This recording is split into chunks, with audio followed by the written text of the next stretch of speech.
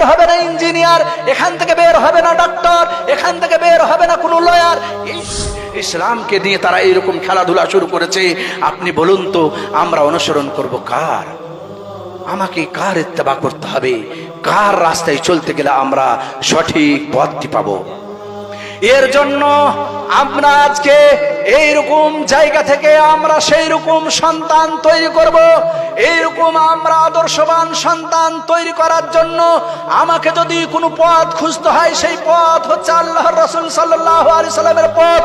এই জন্য আল্লাহর রাসূল সাল্লাল্লাহু আলাইহি সাল্লাম মক্কা থেকে মদিনা গিয়ে প্রথম যে কাজটি করেছিলেন সেটি হলো মাদ্রাসা নির্মাণ করা।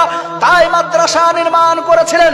আজকে আপনাকে কুচুয়াবাসী, আপনার এই এলাকার লোকদের বলতে চাই, আপনারা এইরকম যে একটি নিজামিয়া মাদ্রাসা কায়েম করেছেন, দেখতে একটি ছোট্ট মাদ্রাসা মনে হচ্ছে, কিন্তু আপনি জানেন না এখান থেকে আপনার ইমানি কিরণ জ্বলবে, ইমানি আলো জ্বলবে। তাই আপনি মনে হয় ভাবছেন, আমার শিক্ষিত লোকেরা এই কথা ভাবছে, মনে হয় এই সমস্ত মাদ্রাসাগুলি খুলে এই জায়গাগুলিতে দান করে আমার মনে হয় খুব একটা লাভ হচ্ছে না, কারণ এখান থেকে বের হবে না ইঞ্জিনিয়ার, এখান থেকে বের হবে না ডাক্তার, এখান থেকে বের হবে না কোনো লয়ার। এই সমস্ত স্বপ্নগুলি আমরা ভেবে আমরা ভাবছি এই সমস্ত মাদ্রাসাগুলি মনে হয় বেকার। কিন্তু আপনাকে এই কথাও জেনে রাখতে হবে, যদি ইমানি ফেজা না থাকে, যদি ইমানি কোনো পরিবেশ না থাকে, তাহলে আপনি জেনে রাখুন আপনাকে আর ডক্টর তৈরি করতে হবে না, আপনাকে আর লয়ার তৈরি করতে হবে না, আপনাকে ব্যারিস্টার আর তৈরি করতে হবে না। আপনাকে বারণ করা হয়নি ব্যারিস্টার তৈরি করতে, আপনাকে বারণ করা হয়নি লয়ার তৈরি করতে।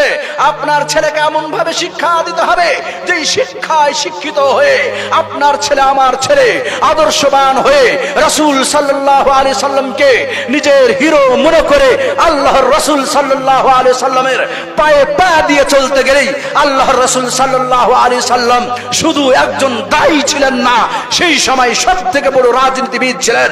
তাই যদি আপনার ছেলেকে পার্লামেন্টে পৌঁছাতে হয়, আল্লাহর রাসূল পৌঁছেছিলেন জাফর তাইয়ারকে প্রথম আল্লাহর রাসূল পার্লামেন্টে পাঠিয়েছিলেন। তাই যদি আপনার ছেলেকে পার্লামেন্টে পাঠাতে হয়, তাহলে সেই রকম মাদ্রাসার দরকার রয়েছে। তাই এই মাদ্রাসার খুবই দরকার, এটা আপনারা করতে পেরেছেন। তাই আপনাকে আমার সময় ঘনিয়ে এসছে।